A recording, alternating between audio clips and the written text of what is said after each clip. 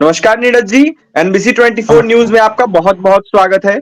नीरज जी, आप STET merit के अभ्यर्थी हैं, लेकिन कहीं ना कहीं आप तमाम अभ्यर्थियों की बहाली की मांग करते हैं और लगातार बहाली जल्द जी, से जल्द हो इसको लेकर सचिवालय भी जाते हैं और लगातार तमाम अभ्यर्थियों के साथ खड़े रहते हैं। वहीं देखा जाए तो कल जिस तरीके से पटना के सचिवालय में विकास भवन में आग लगने की सूचना मिली थी, लेकिन कहीं ना जी। कहीं पत्रकारों को भी अंदर अब नहीं जाने दिया जा रहा है, तो क्या लगता है इससे बहाली पे असर पड़ेगा कि नहीं?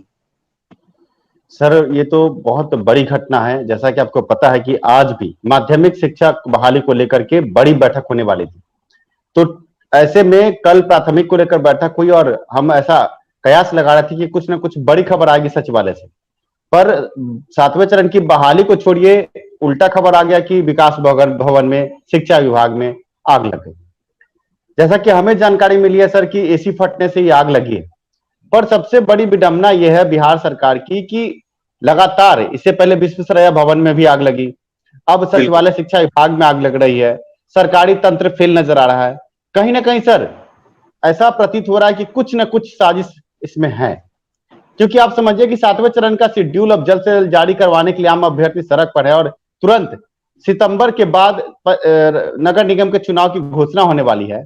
और अब इस तरह की नई नए रोज कुछ ना कुछ अगर आएंगे तो इससे बहाली प्रक्रिया विलंब होगी। आप समझिए कि 3 सालों से अभ्यर्थी जी। प्राथमिक से लेकर माध्यमिक उच्च माध्यमिक की बहाली की राह देख रहे हैं। और अब सरकार शिक्षा विभाग कह रही है कि विकास भवन में शिक्षा विभाग में आग लग गई, आग लगी। लेकिन मीडिया को वहां पर जाने से रोकने के पीछे क्या औचित्य हो सकता है?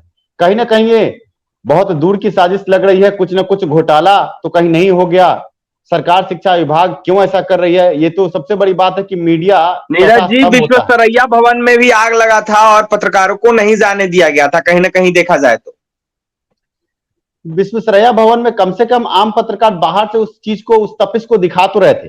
पर अभी जो बिल्कुल। कल रात में, रात के अंधेरे में जो आग लगी, आप समझिए कि रात के अंधेरे में आग लगी और इसके बाद से कोई भी पत्रकार वहां नहीं जा पाया। और आज के ना अखबार में कहीं सुर्खियां हैं, ना न्यूज चैनलों पर कहीं बिल्कुल। सुर्खियां हैं। आप जैसे कर्मठ पत्रकार इन बातों को ज्वलंतता से उठा रहे हैं। तो हम तो आपका धन्यवाद करते हैं सर कि आपने ये बड़ा सवाल पूछा कि आखिर ये आग क्यों लगी। इस आग के जी। पीछे कोई साजिश तो नहीं है। पर जैसा कि हमें प्रतीत हो रहा है सर, कुछ ना कुछ साजिश तो है। अगर साजिश नहीं होती तो पत्रकारों को वहां जाने से रोका नहीं जाता। सचिवालय शिक्षा विभाग में आग कहीं ना कहीं जेडीयू की सरकार के पर बड़े सवाल खड़ा कर रहा है, क्योंकि लगातार घोटालों का बाजार गर्म है। इससे पहले आप सृजन घोटाला हो या धान घोटाला हो या तरह तरह के घोटालाओं को देख रहे हैं। अब कुछ दिन पहले तो यह भी प्रतीत हो रहा है, जिस तरह भी जो वीसी की कमी है जी। स्कूल में 10+2 और साथ में जो प्रोफेसरों की बहाली में मामला अटक रहा है। और विश्वविद्यालय स्तर पर जो तरह तरह की कमियां नजर आ रही है, पुस्तक खरीदने में घोटाला, तरह तरह के घोटालों को लेकर सभी विश्वविद्यालय घेरे में है।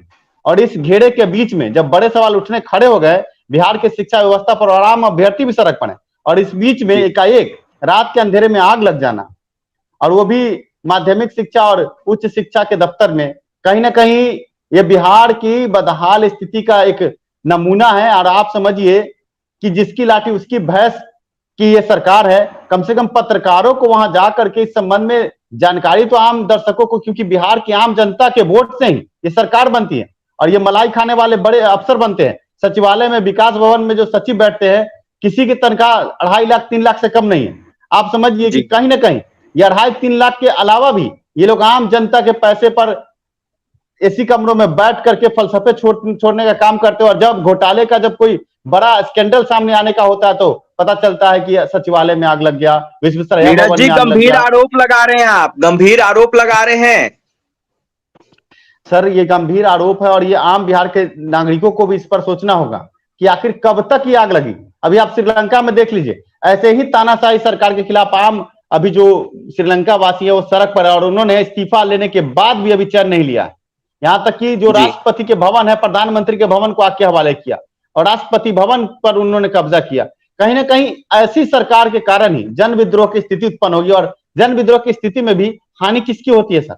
आम नागरिकों की हानि होती है। अभी आप देखें श्रीलंका में 200-300 रुपए किलो आलू मिल रहा है, क्यों हो रहा है? कहीं ना कहीं जी। ये जो उच्च अधिकारी हैं या सरकार के बड़े मंत्री हैं, ये मलाई खाने में व्यस्त है और आम जो नागरिक है वो समझ नहीं पा रहे हैं। और आप समझिए कि आग लग जाना, घोटालों की फाइल जल जाना, ये क्या है सर? ये तो तमाशा हो रहा है ना।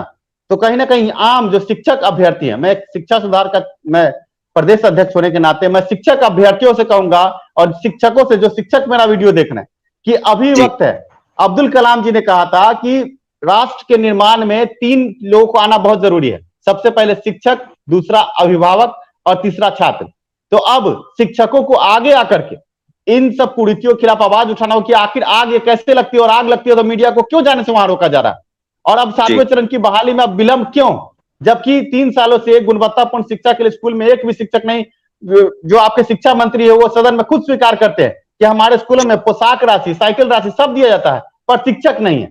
तो ये क्या हो रहा है? ये आम बिहार के आम गरीब नागरिकों के साथ नौटंकी हो रही है। क्योंकि आप समझिए कि जो भी अमीर, जो सचिवालय में सचिव बैठते हैं या उच्च अधिकारी बैठते हैं, सभी के जो बच्चे हैं वो कहीं ना कहीं प्राइवेट बड़े बड़े स्कूलों में पढ़ रहे हैं, और जो आम गरीब का जो लड़का है वो किसी न किसी सरकारी स्कूल में जाता है, वहां पर शिक्षक नहीं, आप पोशाक दे देते हैं, साइकिल देते हैं, उसमें भी घोटाला हो रहा है, और उसके घोटालों की फाइल भी सचिवालय में होती है, उसमें आग लगता है। जी जी बिल्कुल नीरज जी, आपकी बात सही है। नीरज जी, एक सवाल और है आपसे। सचिवालय लगातार जा रहे हैं, एसटीईटी को लेकर क्या अपडेट है? सर अभी जो हमारे पास अपडेट है और अपर मुख्य सचिव से जो हमारी बातचीत हुई है, उन्होंने साफ लफ्जों में कहा है कि हम एसटीईटी की बहाली करेंगे। और हमने सवाल पूछा कि सर अगर आप एसटीईटी के बहाली से पहले प्राथमिक शिक्षा की बहाली करते तो कहीं ना कहीं जो स्टेट पास है वही सीटेट पास है, 48,000 ऐसे अभ्यर्थी है सर। अगर वो प्राथमिक की पहले बहाली करते तो जो स्टेट पास है वो सीटेट के माध्यम, सीटेट भी पास है और प्राथमिक में वो सीट पर थोड़ी देर दिनों के लिए आएंगे, उसके बाद तुरंत जब स्टेट की बहाली होगी वो सीट छोड़ करके ऊपर चले जाएंगे। तो हमने उनसे इस संबंध में कहा कि सर आप जो बहाली की प्रक्रिया ला रहे हैं इसको सही कीजिए, इसको अवरोही क्रम में करिए। तो उन्होंने हमसे कहा कि घबराइए नहीं, सचिव से जो हमारी बात कि हम इसमें वेटिंग सिस्टम लाने जा रहे हैं। वेटिंग सिस्टम का मतलब यह है कि अगर कोई अभ्यर्थी बहाल होने के बाद भी सीट छोड़ करके दूसरे जगह पदस्थापित होता है तो उस सीट पर 4, 5, 10 आदमी को वेटिंग में रखा जाएगा और उनमें से एक को चुन करके वहां बहाल किया जाएगा। छठे चरण में जिस तरह काउंसलिंग कराया जाता है बार बार, तीसरा संविभाग, चौथा संविभाग, वो अब खत्म हो रहा है। तो ये कहीं ना कहीं आम अभ्यर्थियों के लिए शिक्षा सुधार के पहल से ये बड़ी बात हो रही है कि अब 7वें चरण में वेटिंग सिस्टम के हिसाब से बहाली होगी। जी, एक अंतिम सवाल रहेगा आपसे। ऑनलाइन सेंट्रलाइज बहाली में एक ही आवेदन लिया जाएगा या फिर हर जिले के एनआईसी पोर्टल पर आवेदन जो है वो लिया जाएगा? सर परसों अपर मुख्य सचिव ने एक टीवी इंटरव्यू दिया था और हमने भी उनसे वार्ता की है और ये बात हमने रखा है कि सर आप कह रहे हैं कि हम नियोजन इकाई की स्वच्छता बरकरार रखेंगे, नियमावली 2020 के हिसाब से बहाली करेंगे, ठीक है, लेकिन जो नियोजन इकाई की स्वच्छता बरकरार रखने का मतलब ये तो नहीं है कि एनआईसी के पोर्टल पर जाके आवेदन किया जाए, क्योंकि छठे चरण में लगातार ऐसे ही आवेदनों के कारण एक अभ्यर्थी भटकता रह गया। आप मान लीजिए आप ऑनलाइन कर रहे हैं, लेकिन इसमें कम से कम आम अभ्यर्थियों को यह सुविधा दीजिए कि आम अभ्यर्थी भटके नहीं और एक ही आवेदन करें और एक ही आवेदन के आधार पर इसकी मेधा सचिवालय स्तर पर बने। ये नियोजन इकाई के भरोसे नहीं छोड़ा जाए, क्योंकि नियोजन इकाई के भरोसे छठे चरण में हुआ और कई नियोजन इकाई में घोटाले की खबर आई और बार बार नियोजन रद्द होता गया और इस कारण से विलंब पर विलंब होता गया। तो जैसा कि हमने अपर मुख्य सचिव को इन सभी 20 सूत्रीय मांगों से हमने अवगत कराया है। सचिव का कहना है कि घबराइए नहीं, आपकी मांग जो है उस पर हम विचार करेंगे। हमने ये मांग रखी है कि एक ही आवेदन लिया जाए और एक ही आवेदन लेने के बाद सचिवालय शिक्षा विभाग जो बोर्ड बना रही है, जो पोर्टल बना रही है, मेधा का निर्माण सचिवालय स्तर पर हो और सिर्फ जो नियोजन इकाई है वहां पर आम अभ्यर्थियों को सिर्फ स्कूल अलॉट हो और मेधा सूची के आधार पर उनको वहां पर बहाली के लिए भेजा जाए, उनके प्रमाण पत्रों का वेरिफिकेशन वहां पर हो, लेकिन एक ही आवेदन पूरे बिहार में लिया जाए। और इसके लिए हमने पिछले दिनों में बातचीत की है और आगे भी, क्योंकि आप जैसा कि जानते हैं कि अभी जो सचिवालय में विकास भवन में आग लगी है, शिक्षा विभाग में ऐसे उच्च अधिकारी भी मिल नहीं पा रहे, लेकिन हम कोशिश करेंगे कि सोमवार मंगलवार के बाद जैसे ही वहां से कुछ अपडेट आएगा सर आपके चैनल से हम के माध्यम से हम कोशिश करेंगे सभी आम अभ्यर्थियों को जागरूक करें। आशा है कि सर आप जिस तरह से ये बड़ा काम कर रहे हैं, आम अभ्यर्थियों को जागरूक कर रहे हैं, उसमें आप हमारा सहयोग करेंगे। अंतिम में जाने से पहले क्या कहिएगा नीरज जी?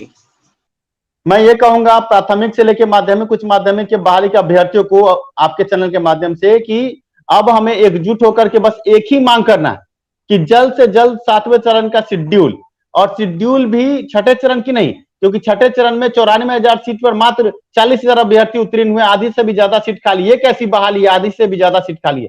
तो हम कहेंगे कि सभी प्राथमिक से लेकर माध्यमिक, उच्च माध्यमिक के बहाली एक हो जाए और एक ही मांग करें कि शेड्यूल जल्द से जल्द जारी हो। और यहाँ पर दो जो खेमा बटा, एक मेरिट नॉट मेरिट, मैं ये कहना जी। चाहूंगा कि जब सीट से कम रिजल्ट है तो कुछ चंदा चोर जो मेरिट और नॉट मेरिट में बांटकर चंदा उगाही कर रहे हैं उनसे बचे। बीटेट के नाम पर भी कुछ लोग चंदा उगाही कर रहे हैं। सर, आपके चैनल के माध्यम से मैं आखिर में ये भी कहना चाहता हूं कि सीटेट दिसंबर 2022 में होने जा रहा है, तो ऐसे में कुछ लोग बीटेट को लेकर भी गर्दनी बाग में बैठे हैं और 7वें चरण की बहाली फंसाना चाह रहे हैं। मैं उन लोगों से कहना चाह रहा हूं जो बीटेट के अभ्यर्थी जो बीटेट की बात करते हैं, सीटेट की तैयारी करें। ऐसा ना हो, क्योंकि सरकार ने साफ कर दिया कि हम बीटेट नहीं लेंगे।